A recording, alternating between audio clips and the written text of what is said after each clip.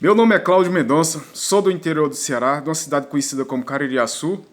E durante a minha infância, fui trabalhar na agricultura juntamente com meus pais, porque eles são agricultores. Mas eles estavam sempre me motivando para estudar, para arrumar um bom emprego.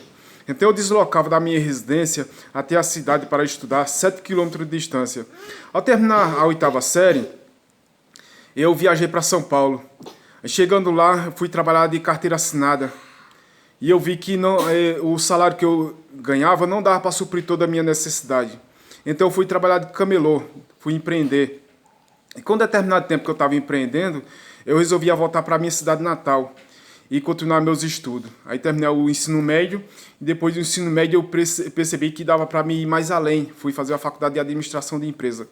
E durante a minha faculdade de administração, eu comecei a empreender. Tive a oportunidade de empreender, botar meu próprio negócio. E com o tempo que eu estava trabalhando, eu vi que a demanda do meu negócio exigia um pouco mais de mim. Eu comecei a trabalhar de segunda a segunda, e um dia sim, outro não, eu acordava 2 horas da manhã para fazer compra. E durante esse tempo, eu fui fazer uma reforma na minha residência e chamei um rapaz, né, um operador de máquina conhecido como Geraldo. E ele comentou do negócio para mim, um negócio forever. E até então eu fiquei pensando, mas será que é verdade mesmo, esse negócio? E pedi para ele mandar uns vídeos para mim, eu estive analisando durante 6 meses.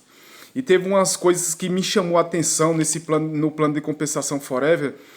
3 coisas que eu não estava tendo no momento, que era tempo, dinheiro e saúde. E eu estava exigindo um pouquinho mais disso tudo. E umas coisas que também me chamou a atenção nesse negócio foi que tudo que você constrói é vitalício e hereditário, vai ficar de filho para neto.